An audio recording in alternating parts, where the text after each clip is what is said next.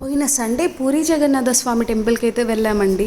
ఇక్కడైతే నాకు కొంచెం వింతగానో ఆశ్చర్యంగానో అనిపించింది అనమాట. చాలా చోట్ల టెంపుల్స్లో భార్యాభర్తలు కలిసి అయితే ఉంటారండి. బట్ ఇక్కడ శ్రీకృష్ణుల వారు మాత్రం చెల్లి సుభద్ర, అన్న బలరాముడితో కలిసి అయితే ఉంటారనమాట.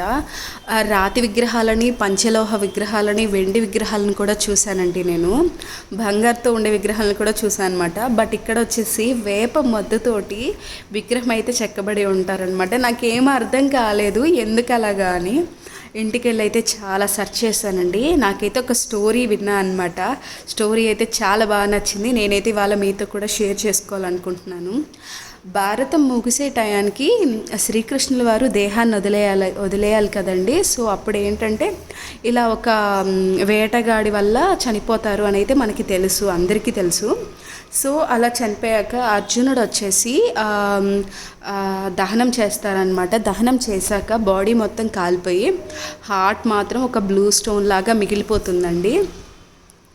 ఆ నీలిరంగు రాయి అటవీకులకైతే దొరుకుతుందనమాట. వాళ్ళు వచ్చేసి నీలమేఘ శ్యాముడు అనే పేరు పెట్టుకొని సీక్రెట్గా ఎవరికి తెలియదండి, ఎవరికి తెలియకుండా ఒక గృహలో అయితే పెట్టుకొని నీలమేఘ శ్యాముడు అని పేరు పెట్టుకునేసి ఆ స్టోన్కి అయితే పూజ చేస్తూ ఉంటారనమాట.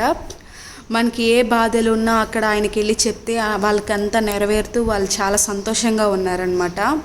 అలా సంతోషంగా ఉన్నారు. వాళ్ళకి ఎవరితో పని లేకుండా అయిపోయిందనమాట. అక్కడ ఆ దేశంలో ఉండే మహారాజుకి తెలుస్తుందండి. తెలిసి ఇట్లయితే చెప్తారనమాట, నీలమేఘ శ్యాముడు ఎవరో మాకు చూపించండి అని. వాళ్ళు ఏంటంటే ససేమిరా ఒప్పుకోరు, మేము ఎవరికి చూపించము, మాకు అవసరం లేదు అని అన్నట్టు గట్టిగా ఉంటారండి. సో మహారాజు ఏం చేస్తాడంటే ఆ అటవీకుల్లో ఒక ఆయన ఉంటాడు కదా, పెద్ద ఆయన, వాళ్ళ కుమార్తెని వేరే అబ్బాయిని ఇచ్చి పెళ్లి చేసేటట్టు వీళ్ళకి ఎవరికి తెలియకుండా ప్లాన్ చేస్తారనమాట. సో ఆ అబ్బాయి ఏ కట్నం ఏమీ తీసుకోకుండా అయితే పెళ్లి చేసుకుంటారండి, మంచి వాళ్ళలాగా. అక్కడికి వెళ్ళినప్పటిని ఇంకా నాకు మీ దేవుని చూపించండి అని చాలాసార్లు అడగడం వల్ల వాళ్ళ మామయ్యకి కూడా అనిపిస్తుంది అనమాట, పోనీలే నా అల్లుడు ఇన్నిసార్లు మా దేవుణ్ణి అడుగుతున్నాడు కదా అని. కళ్ళకి గంతలు కట్టి తీసుకెళ్ళి అయితే దండం పెట్టుకొని తీసుకొచ్చేస్తారండి, చూపించారనమాట అసలు. సో ఆల్రెడీ ఇదంతా తెలుసుకున్న ఈ పర్సన్ ఏం చేస్తారంటే, ఈ అబ్బాయి వాళ్ళ అల్లుడు, ఇవి ఉంటాయి కదండి ఆవాలు, మనం పోపులో యూజ్ చేసే ఆవాలన్నమాట. ఆవాల్ని ఒక బ్యాగ్లో పెట్టుకొని వెళ్ళే దారి కొనాకు వేసుకుంటూ వెళ్తాడనమాట. తర్వాత వర్షం పడ్డ తర్వాత అక్కడ ఆవాల చెట్లు వచ్చేస్తాయి కదా. సో ఆ మొక్కలు ఎల్లో కలర్లో ఫ్లవర్స్ అలా వస్తాయి కదా. సో అలా వేసేసి వస్తాడనమాట. రాజుగారికి చెప్పేస్తాడు, ఇలా ఆవాలైతే వేసానండి, మొక్కలు వచ్చి ఉంటాయి, మీరు వెళ్ళి చూసేయండి అని. రాజుగారు చాలా స్పీడ్గా వెళ్ళిపోతారనమాట. సేమ్ ఆవాల మొక్కల్ని వెంబడిస్తూ వెళ్తారండి. వెంబడిస్తూ వెళ్తే అక్కడికి వెళ్ళి చూసేలోపు దేవుడు మాయమైపోతాడనమాట. రాజుగారు బాగా ఫీల్ అయిపోయి ఇంట్లో కూర్చొని ఒక 2-3 రోజులు ఫుడ్ ఏం తినకుండా బాధపడుతూ ఉంటారు. ఒకరోజు నైట్ కల్లో శ్రీకృష్ణుల వారు కనిపించి, ఏంటి నన్ను చూడాలా నువ్వు, నాకు గుడి కడతావా ఇలా అని అడుగుతారనమాట. అడిగితే ఖచ్చితంగా కడతాను స్వామి, గుడి కడతాను, నాకు మీరు కనిపించాలి స్వామి అని అయితే అడుగుతారనమాట. సో ఓకే, నేను ఈ నదిలో ఇలా వేప మొద్దులో ఆ బ్లూ కలర్ స్టోన్ ఉంటుంది, నా గుండె ఉంటుందండి, ఆ వేప మొద్దుతో నాకు విగ్రహం చేసి నన్నైతే గుడి కట్టి గుడిలో ప్రతిష్ఠించమని అయితే చెప్తారనమాట. So next day early morning వెళ్ళి నదిలో చూడగానే ఒక వేప మొద్దు అయితే కొట్టుకొని వచ్చి ఉంటుందండి. అక్కడికి వెళ్ళి రాజుగా ట్రై చేస్తారనమాట, రాదు. వేరే వాళ్ళ మనుషుల్ని కూడా పెట్టి ట్రై చేస్తారు, అయినా రాదనమాట. సో మళ్ళీ ఫీల్ అయ్యి మళ్ళీ అలాగే పడుకుంటారు, ఏంటి స్వామి ఇలా చేస్తున్నావని.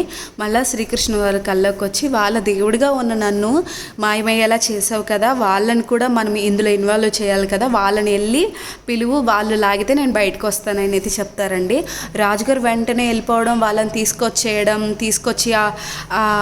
అదే వేప మొద్దును బయటికి తీసుకురావడం, మళ్ళీ ట్రై చేస్తారనమాట విగ్రహాలు చేయడానికి. చాలామంది శిల్పులు అయితే ట్రై చేస్తారు, బట్ ఎవరి వల్ల ఏమీ కాదు. ఫైనల్గా ఏంటి అని ఇలా ఆయన దిగాలుగా ఉన్నప్పుడు ఒక ముసలి బ్రాహ్మణుల వారైతే వస్తారండి. చెప్తారు వచ్చిన వెంటనే, ఒక 21 రోజులు నన్నైతే ఒక గదిలో వదిలేయండి, అలాగే వేప మొద్దును నాకు ఇవ్వండి, మీరు 21 రోజుల వరకు డోర్ అయితే తీయొద్దు అని అయితే చెప్తారనమాట. ఓకే అని అందరూ ఒప్పుకొని వేప మొద్దును లోపల పెట్టి ఆ ముసలి బ్రాహ్మణ్ అయితే లోపల పెడతారండి. లోపల ఇంకా వుడ్ సౌండ్ రాదు, వాటర్ లేవు, ఫుడ్ లేదు, ఏం తీసుకోవట్లేదు. అప్పటికే 10 days గడిచిపోయిందనమాట.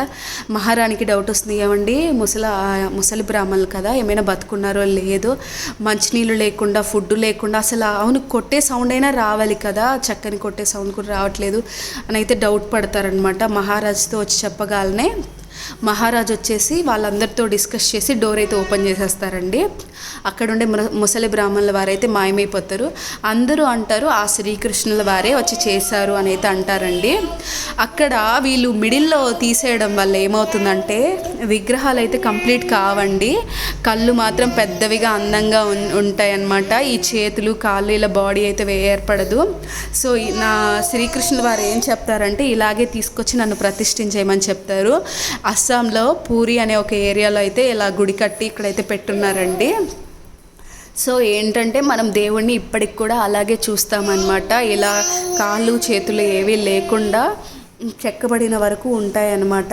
సో ఇదండి స్టోరీ.